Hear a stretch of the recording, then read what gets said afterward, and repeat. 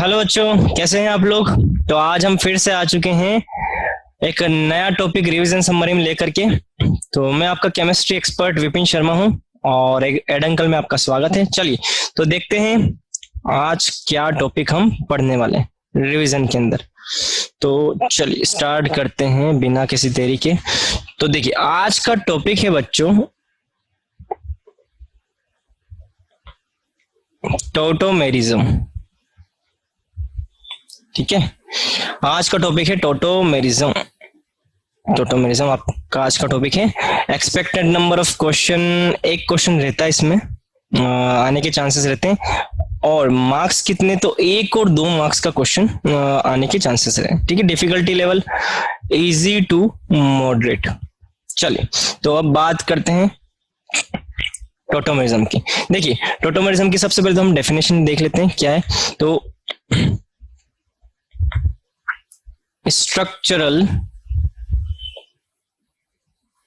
isomers which are in dynamic equilibrium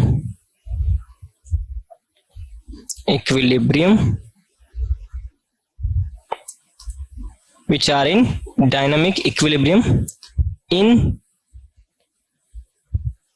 acidic or basic medium known as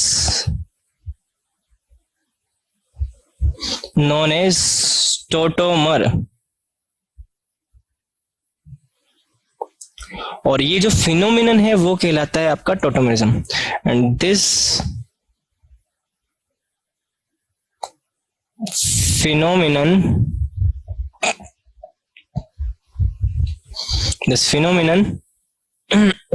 known as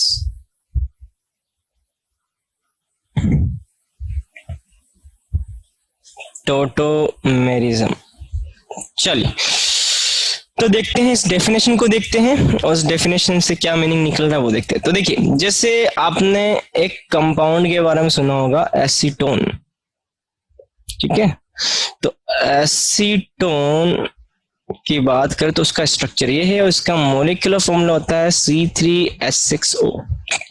ठीक है, तो जब भी आप एसीटोन को बच्चों एसिडिक मीडियम या बेसिक मीडियम में लेते हैं, मतलब क्या आपने एक टेस्ट ट्यूब लिया या आपने एक बीकर लिया, उसमें आपने एसीटोन को डाला है, एसीटोन ले रखा है, और उस एसीटोन के अंदर एसिड या बेस की आप 2-3 ड्रॉप ऐड कर दो।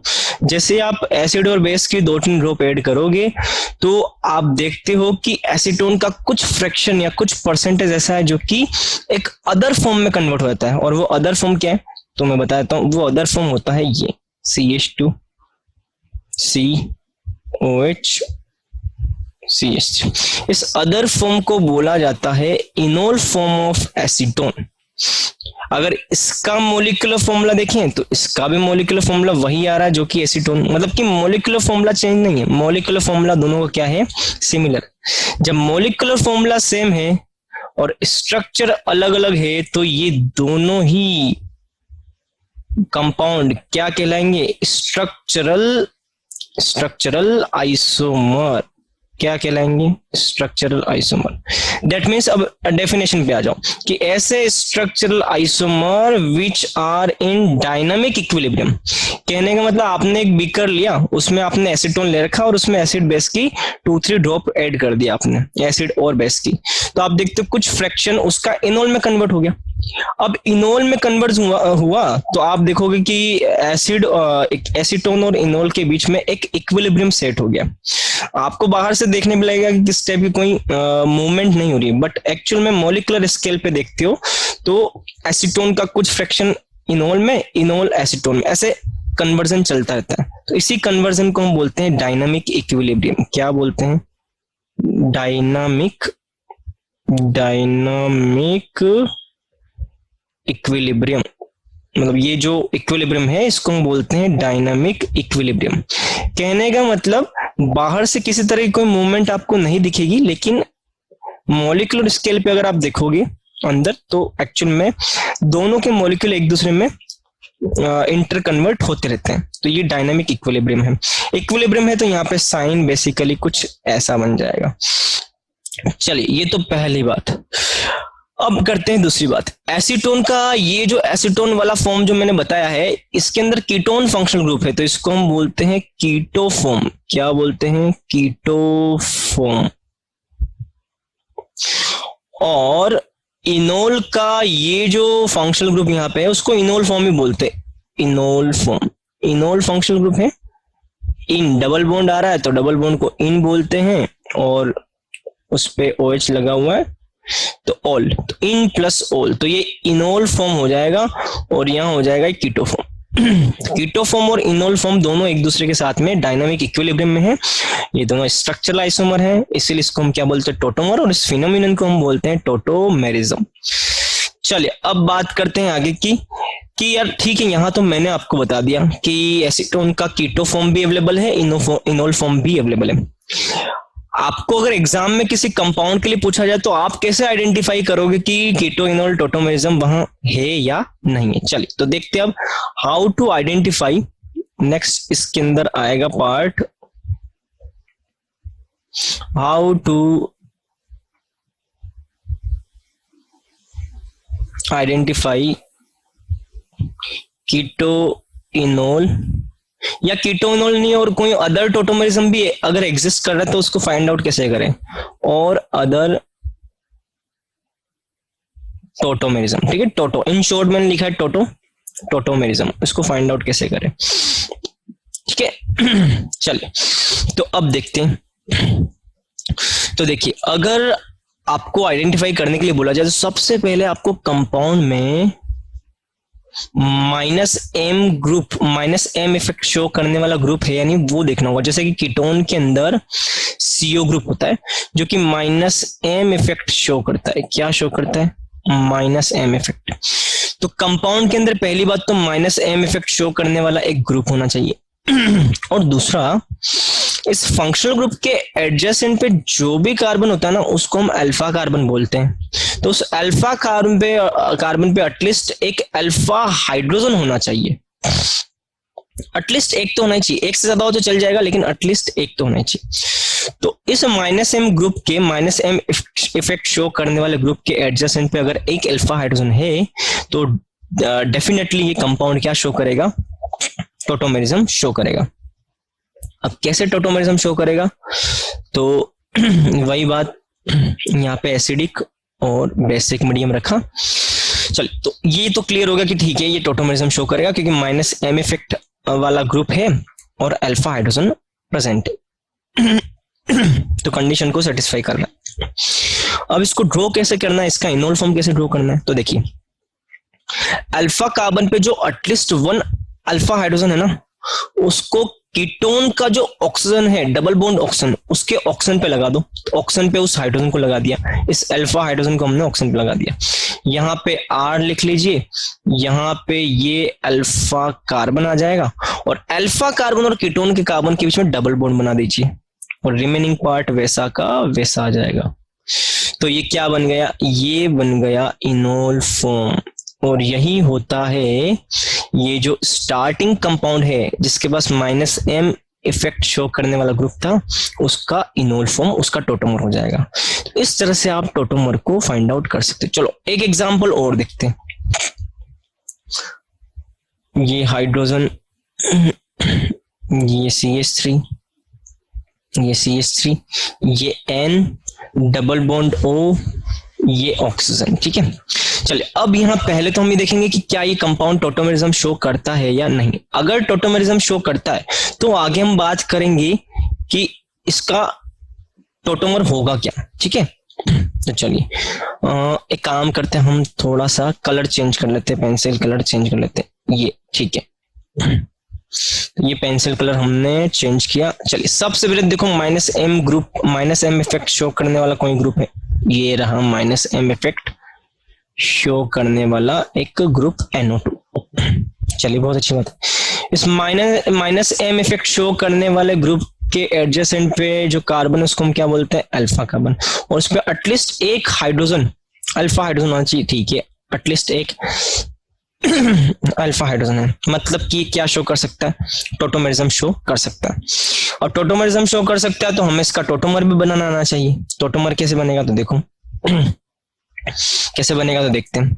तो देखिए आपको क्या बताया कि डबल बॉन्डेड ऑक्सीजन जो है उस ऑक्सीजन पे आपको किसको लगाना है, इस अल्फा हाइड्रोजन को लगाना है, अल्फा हाइड्रोजन को। तो देखो क्या क्या हो जाएगा, तो डबल बॉन्डेड ऑक्सीजन पे अगर मैं अल्फा हाइड्रोजन को लगाऊंगा तो यहाँ पे OH हो जाएगा, यहाँ पे ऑक्सीजन ऑलरेडी दे रखा है, और अल्फा कार्बन और नाइट्रोजन के बीच में क्या आ जाएगा, डबल बॉन्ड, यहाँ पे आ जाएगा CH3, यहाँ पे आ जाएगा CH3, तो ये बन गया इसका इनोल मतलब कि टोटोमर। अब देखिए स्टार्टिंग कंपाउंड ये जो था, ये देखिए इसमें फंक्शनल ग्रुप कीटोन नहीं है तो इसकी ये कीटोफॉर्म नहीं है। ये कौन सा फंक्शनल ग्रुप, नाइट्रो, तो इसको हम बोलते हैं नाइट्रोफॉर्म। क्या बोलते हैं, नाइट्रोफॉर्म। और नाइट्रोफॉर्म का जो टोटोमर बनाया हमने इसको बोला जाता है एसी नाइट्रो। क्या बोलते हैं, एसी नाइट्रोफॉर्म, ठीक है। तो इसका मतलब नाइट्रो और एसी नाइट्रो, ये दो टाइप के टोटोमर हो गए, मतलब कि दो टोटोमर हो गए एक दूसरे के। तो ये भी आप आइडेंटिफाई इस तरह से कर सकते हो कि टोटोमरिज्म शो करता है। चलिए अब आते हैं अगला, नेक्स्ट इसमें आता है पार्ट स्टेबिलिटी का। किसी टोटोमर का, किसी कंपाउंड का जो टोटोमर आप इनोल या एसी नाइट्रो जो भी बनाते हो उसका आप स्टेबिलिटी कैसे देख सकते हैं। तो अगला पार्ट है स्टेबिलिटी ऑफ टोटोमर। तो चलिए तो देखिए मान लो आपको कोई कंपाउंड ही दे रखा है, ये कंपाउंड दे रखा है और इस कंपाउंड का आपको क्या बनाना है, टोटोमर, ठीक है। तो पहले तो हमें ये पता होना चाहिए कि क्या इसका टोटोमर बनता भी है या नहीं। देखो यहाँ पे दो दो कीटोन ग्रुप हैं, एक और दो, मतलब कि दो दो -M इफेक्ट शो करने वाले ग्रुप हैं, -M। अगर -M इफेक्ट शो कर रहे हैं तो इसके बीच वाला ये हाइड्रोजन जो होगा वो क्या कहलाएगा, अल्फा हाइड्रोजन, अल्फा कार्बन है, अल्फा हाइड्रोजन। साइड में भी अल्फा हाइड्रोजन है भाई, साइड में भी अल्फा हाइड्रोजन है, ठीक है, ये भी अल्फा हाइड्रोजन है, और लेफ्ट साइड में भी कुछ अल्फा हाइड्रोजन है, 3 अल्फा हाइड्रोजन ये लेफ्ट साइड वाले हैं, ठीक है, मतलब कि बहुत सारे अल्फा हाइड्रोजन है। तो इनोल बनाने के लिए इस कीटोफॉर्म का, ये कीटोफॉर्म है, कीटोन का कीटोफॉर्म है, कीटोफॉर्म का इनोल टोटोमर बनाने के लिए यहाँ पे 1 2 3 4 5 6 7 8 8 हाइड्रोजन, 8 अल्फा हाइड्रोजन है जो कि इसका इनोल फॉर्म बना सकते हैं। तो अगर क्वेश्चन ये आ जाए इनोलाइजेबल हाइड्रोजन कितने, तो आंसर कितना आ जाएगा, 8। लेकिन अब इसमें ये होगा कि हमें जो यहाँ पे टोटोमर बनाना है इसका वो मेजर वाला बनाना है। इन 8 हाइड्रोजन में से कौन से हाइड्रोजन को हम रिमूव करें जो आंसर मेजर काउंट होगा। तो देखो ये अगर 5 और 4 की बात करें तो इन हाइड्रोजन को आप जैसे रिमूव करोगे ना तो इस बीच वाले अल्फा कार्बन पे नेगेटिव आएगा, है ना, नेगेटिव आएगा, ठीक है। एक बार मैं कंप्लीट स्ट्रक्चर बना लेता हूं, ठीक है, नेगेटिव आ गया। अब देखो ये नेगेटिव 2 डायरेक्शन में रेजोनेंस कर सकता है, राइट में भी कर सकता है और लेफ्ट में भी। इसका मतलब ये बीच वाला जो कार्बन है उससे हाइड्रोजन आपने रिमूव किया तो इसका एसिडिक स्ट्रेंथ सबसे ज्यादा है, क्योंकि यहां पे जो माइनस चार्ज है वो लेफ्ट और राइट दोनों में डीलोकलाइज हो रहा है, ठीक है। तो स्टेबलाइज ज्यादा हो जाएगा, ज्यादा रेजोनेंस करना, ज्यादा स्टेबलाइज हो जाएगा, मतलब कि आपको बीच वाले कार्बन से ही हाइड्रोजन को रिमूव करना है। और जैसे आप इसका इनोल बनाओगे तो अब इनोल कैसे बनेगा, तो अल्फा कार्बन, कौन सा अल्फा कार्बन, ये बीच वाला, इस बीच वाले अल्फा कार्बन का कोई भी एक हाइड्रोजन आप ले जा करके कीटोन के ऑक्सीजन पे लगा दो, डबल बॉन्डेड ऑक्सीजन पे। तो देखिए अब ये किस तरह की स्ट्रक्चर बनेगी, यहाँ पे ये आ जाएगा, ये कीटोन का ऑक्सीजन, इस पे आपने ये हाइड्रोजन लगा दिया, यहाँ पे CH3, और ये जो अल्फा कार्बन और कीटोन का कार्बन है उसके बीच में यहाँ डबल बॉन्ड आ जाएगा। तो कुछ इस तरह से स्ट्रक्चर बन जाएगी ये। चलिए तो ये क्या आ गया, ये इनोल फॉर्म आ गया, इनोल फॉर्म। क्या सर इस कीटोन पे के ऑक्सीजन पे हाइड्रोजन नहीं लगा सकते थे, इस ऑक्सीजन पे लगा सकते थे, कोई दिक्कत नहीं, अगर यहां भी लगाते तो कुछ इसी टाइप का बनता, बट वो लेफ्ट डायरेक्शन में बन जाता। तो ये बन गया इनोल फॉर्म। अब आपको इसका स्टेबिलिटी के लिए कमेंट करने के लिए बोला जा सकता है, तो कमेंट करना बहुत ईजी है स्टेबिलिटी पे। देखिए ये इनोल फॉर्म आपने क्या बनाया, इनोल फॉर्म आपने बनाया है ये वाला, ये इनोल फॉर्म बनाया है। तो देखिए अगर मैं इस ऑक्सीजन की बात करूं, ये वाला ऑक्सीजन, और इस हाइड्रोजन की बात करूं, तो ये एक दूसरे के साथ में एक इंटरेक्शन कर रहे हैं, और ये इंटरेक्शन आप बहुत अच्छे से जानते हैं कि ये एक ऑक्सीजन और ये दूसरा ऑक्सीजन, दो ऑक्सीजन के बीच में अगर यहाँ हाइड्रोजन हो तो ये क्या कहलाता है, एज बॉन्डिंग। क्या कहलाता है, एज बॉन्डिंग। और अगर एज बॉन्डिंग है तो इस सिस्टम को बहुत ज्यादा क्या करेगा, स्टेबल। क्या करेगा, स्टेबल। एक फैक्टर और भी यहाँ लग रहा है, अगर आप यहाँ देखिए तो देखो जैसे एज बॉन्डिंग होगा तो कुछ रिंग का फॉर्मेशन हो रहा है। देखो एक एटम, दूसरा एटम, तीसरा एटम, चौथा atom, fifth atom, sixth atom, तो ये 5 एटम का एक रिंग बन रहा है। 5 नहीं सॉरी 6 एटम का ही रिंग बन रहा है। और जहां पे भी रिंग का फॉर्मेशन होता है आपको पता है सिस्टम को बहुत ज्यादा स्टेबल करता है। तो स्टेबल करने के हम यहाँ पे दो फैक्टर बता सकते हैं, एक तो एच बॉन्ड और दूसरा यहाँ रिंग फॉर्मेशन। और रिंग में भी भैया छोटा मोटा रिंग नहीं, 3 या 4 मेंबर का नहीं, 6 मेंबर रिंग का फॉर्म हो रहा है ना, तो जो कि क्वाइट स्टेबल है, काफी स्टेबल है। चलिए ये तो था थ्योरी वाला पार्ट, देखते हैं इस पे क्वेश्चन कैसे आते हैं। चलिए ये रहा question, how many enolizable hydrogens are there in the fermi compound. तो इनोलाइजेबल हाइड्रोजन के लिए मैंने आपको बता रखा है कि अल्फा कार्बन पे जितने भी हाइड्रोजन है, ये अल्फा कार्बन, ये अल्फा कार्बन, ठीक है, ये अल्फा कार्बन, ये अल्फा कार्बन। चलिए तो मैं इसको यहाँ ड्रॉ कर देता हूँ। ये कंपाउंड, इस कंपाउंड में यहाँ ये बॉन्ड, ये बॉन्ड, ये कीटोन।